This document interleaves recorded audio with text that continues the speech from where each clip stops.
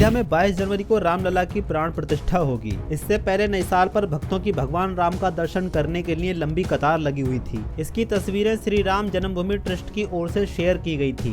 देश के अन्य हिस्सों की तरह उत्तर प्रदेश में भगवान राम की नगरी अयोध्या में भी पूरे उत्साह और उल्लास के साथ नववर्ष का पहला दिन मनाया गया। नववर्ष के पहले दिन सोमवार को अयोध्या में बड़ी संख्या में लोग भगवान रामलला की दर्शन करने के लिए पहुंचे। कई लोगों ने सरयू नदी में डुबकी लगाई, जबकि अन्य लोगों ने प्रतिष्ठित लता मंगेशकर चौक पर एकत्र होकर नए साल के पहले दिन का स्वागत किया। तो आज हम बात करेंगे अचानक अयोध्या पहुंचा सैकड़ों गिद्धों का झुंड जटायु, जिसे देखकर चौंकी दुनिया। इस बात में कितनी सच्चाई है, आइए जानते हैं। 14वीं शताब्दी में तीर्थ नगरी अयोध्या को सतयुग में वैवस्वत मनु ने बसाया था। यहीं प्रभु श्री राम का जन्म हुआ, जिसका जिक्र वाल्मीकि रामायण में भी है। सालों तक चले राम राज्य के बाद जब श्री राम ने जल समाधि ले ली तो अयोध्या नगरी सूनी हो गई। लेकिन अब अयोध्या में बन रहे भव्य राम मंदिर को लेकर दुनिया भर के राम भक्तों में उत्साह देखा जा रहा है। 22 जनवरी को होने वाले रामलला की प्राण प्रतिष्ठा कार्यक्रम को लेकर हर कोई अपने तरीके से खुशी मना रहा है। कोई अपने सिर पर राम मंदिर का मॉडल लेकर घूम रहा है तो कोई भंडारा लगाकर खुशी मना रहा है। अयोध्या में राम मंदिर का उद्घाटन आगामी 22 जनवरी को किया जाएगा, जहां प्रधानमंत्री मोदी, उत्तर प्रदेश के मुख्यमंत्री योगी आदित्यनाथ और 6000 से अधिक लोगों के भव्य प्राण प्रतिष्ठा समारोह में भाग लेने की उम्मीद है। सोनिया गांधी, नीतीश कुमार, ममता बनर्जी समेत राजनीतिक दलों के बड़े नेताओं को आमंत्रित किया गया है। आज हम आपसे बात करने वाले हैं दो अहम खबरों की, और दोनों की दोनों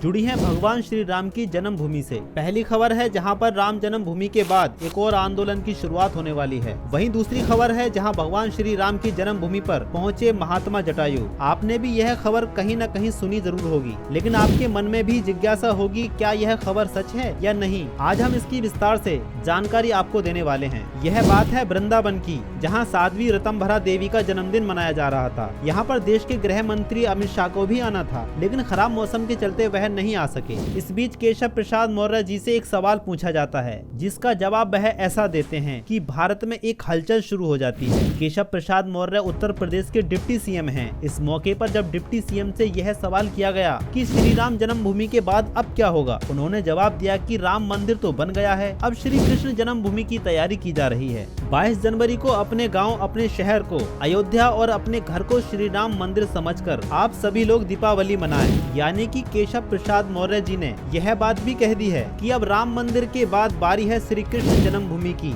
जिसको लेकर देश भर में आंदोलन शुरू किए जा चुके हैं और सबको इंतजार है 22 जनवरी का, जब 22 जनवरी को भगवान श्री राम की प्राण प्रतिष्ठा की जाएगी। उसके बाद यह अंदाजा लगाया जा रहा है कि श्री कृष्ण जन्मभूमि की मुक्ति की तैयारी शुरू हो जाएगी, क्योंकि डिप्टी सीएम केशव प्रसाद मौर्य ने कहा है कि श्री कृष्ण मंदिर की तैयारी की जा रही है। इसका मतलब कुछ न कुछ बीजेपी में इस मुद्दे को लेकर चल जरूर रहा है, और उम्मीद है 2024 के चुनाव में यह बात जनता के सामने रखी भी जाएगी। आपको क्या लगता है दोस्तों? धरती पर मानव जीवन और प्राकृतिक के चक्र का संचालन करने के लिए पशु पक्षी और जीव जंतु की सक्रिय भागीदारी रहती है। किसी भी पशु पक्षी और जीव जंतु के विलुप्त होने की कगार पर पहुंचने से प्राकृतिक संतुलन गड़बड़ा जाता है। गिद्धों की लगातार कम हो रही संख्या के चलते इन्हें लुप्त प्रजाति पक्षियों में शामिल किया गया है। गिद्धों को प्राकृतिक सफाई कर्मचारी कहा जाता है। मिल्कीपुर क्षेत्र के जंगलों एवं ग्रामीण क्षेत्रों में प्रकृति के सफाई कर्मी और विलुप्त प्रजाति के पक्षी गिद्ध झुंड के रूप में दिखाई देने लगे हैं। गिद्ध मृत्यु प्राणियों के अवशेषों को खाकर पर्यावरण को स्वच्छ बनाए रखने में महत्वपूर्ण भूमिका निभाते हैं। एक तरह से मनुष्यों की सहायता करते हैं। एक अद्भुत खबर आ रही है अयोध्या से कि पता लगा है कि अयोध्या में महात्मा जटायु पहुंच चुके हैं। आपको याद होगा कि सन 2000 के बाद से ही कहीं भी गिद्ध दिखाई नहीं देते थे, और अचानक 23 साल बाद अयोध्या नगरी में गिद्धों का झुंड पहुंच गया है। लोग कह रहे हैं कि यह साक्षात जटायु हैं, जो भगवान श्री राम के मंदिर में प्राण प्रतिष्ठा में शामिल होने आए हैं। दोस्तों, अयोध्या से जटायु जी के प्रवेश की यह खबर जैसे ही लोगों को मिली तो मीडिया की कवरेज करने के लिए अयोध्या पहुंची, क्योंकि यह अपने आप में बहुत बड़ी खबर है कि जटायु जी अयोध्या पहुंच चुके हैं। आप में से ज्यादातर लोगों ने यह देखा होगा कि पिछले कई दशक से गिद्ध हमें भारत में देखने को नहीं मिलते हैं, लेकिन इनका अचानक से पूरे भारत में और कहीं नहीं सिर्फ एक जगह पर दिखना, यह किस ओर इशारा कर रहा है? आखिर क्यों यह गिद्ध बड़े बड़े समूह अयोध्या पहुंच रहे हैं? लोग यह कहने लगे थे कि अब गिद्ध केवल किताबों में ही देखने को मिलेंगे। साक्षात देख पाना अपने आप में एक चमत्कार है,